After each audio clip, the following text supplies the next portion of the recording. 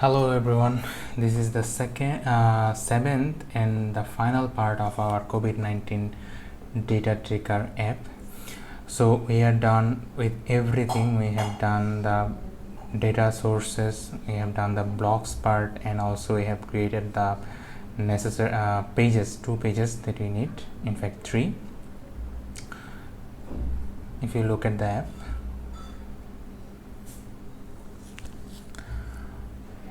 we have three pages, one for summary, one for showing the list items, and then one for showing the details of a country. So all these 3 pages are done. Also the blocks are implemented. Now remaining task is that adding the bottom navigation bar and then hook up these 2 pages with the bottom navigation bar. So we're gonna do that in this video, and you can see I have created a home page here. Home page is basically for holding these 2 pages, these 2 tabs, and just notice here I am explaining the UI. So I have a stateful widget home page, and then inside the scaffold we are using the bottom navigation bar property, and there we are using the bottom navigation bar widget, providing a background color and then the type fixed type. And then these are the items, which is nothing but the icon here, icon and the text. Okay, so these 2 are the bottom bar, and then in the body we just used the indexed stack. The reason of using the indexed stack I am explaining a bit. So we have provided these 2 pages which will be shown with these 2 tabs. So we have the bottom navigation bar and respective body, and then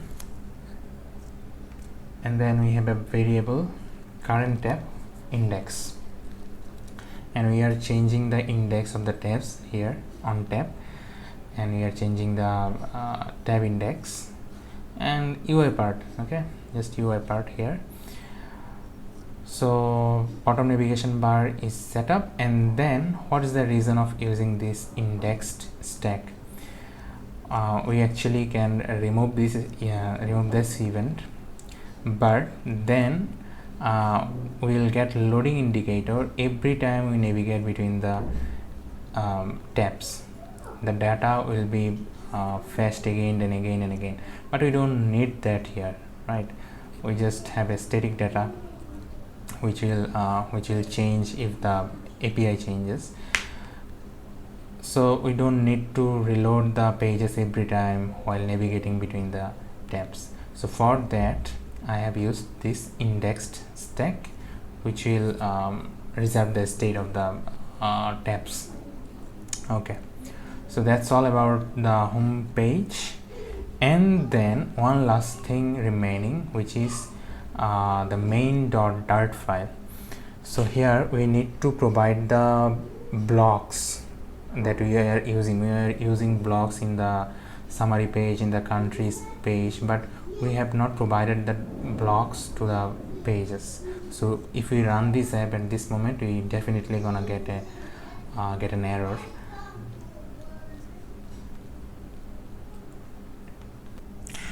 So now we can actually provide the blocks that we need. Now just have a look at the block classes.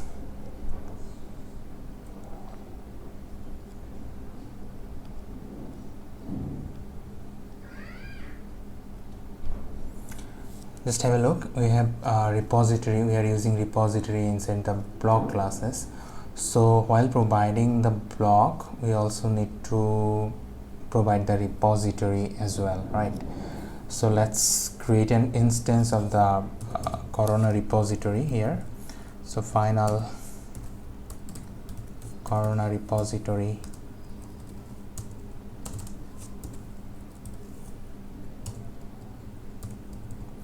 and it needs a data source, corona data source.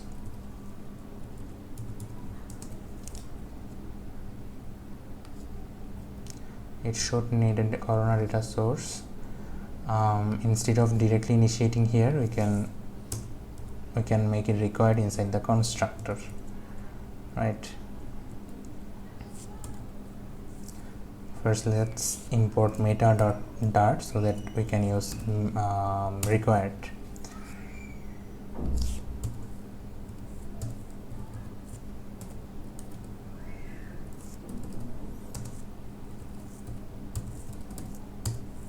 Okay, now let's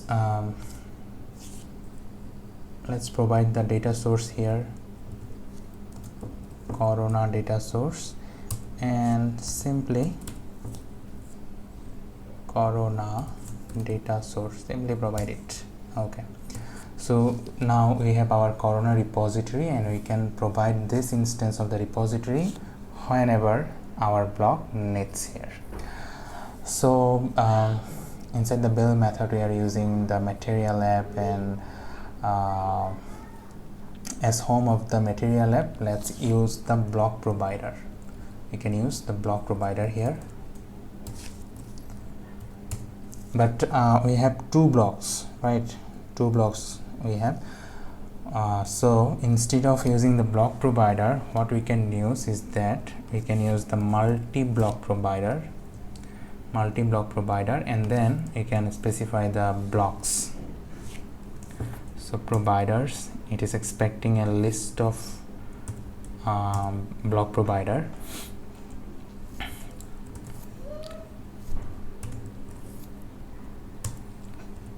First one, let's create the first block, which is context, and then return the block. So first one is corona summary block, maybe summary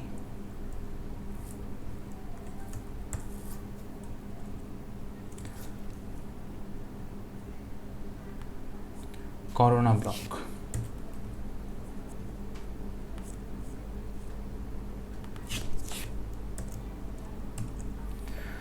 Okay.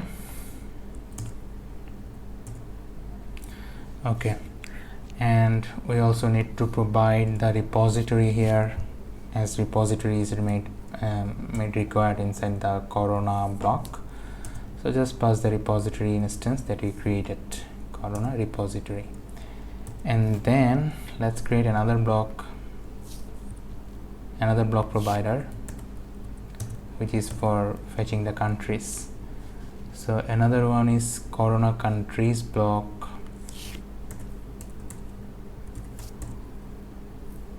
Okay, and then we are providing the repository to the corona countries block. Okay, so providing the blocks is done. Now let's add a child to the MultiBlocProvider that we are using.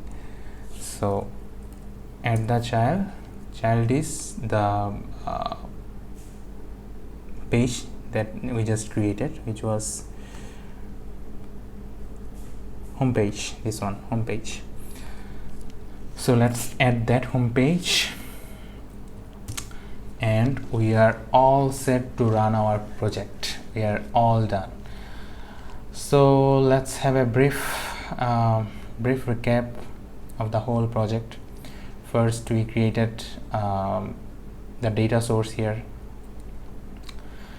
So we created the data source here, and data source has data folder have three folders: data source, models, and repositories. We created models first, seeing the response of seeing the JSON response. We created appropriate models first, and then we created the data source, where we added the functions that we need in our app, and then to link between the data source and blocks, we created the repository, which is pretty much similar, which has similar functions like the data source. And then we created the blocks. We have two blocks here, one for fetching the summary data, and another one for fetching the list of countries. So we created blocks for the summary, and added event, added states, and then some block. And similarly, we created another block for the countries, And finally, inside the UI, we just implemented the blocks wherever needed. Now let's run the project in the emulator. So here is our app up and running. As you can see, here is our summary data, and then here is our countries list.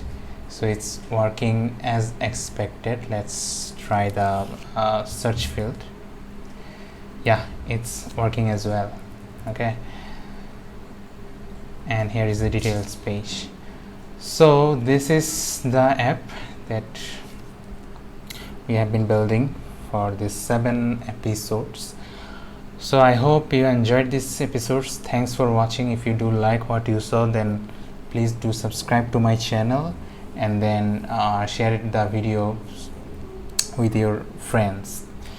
So I'll put the source code link in the description text. So have a good day, and once again, please do subscribe to my channel.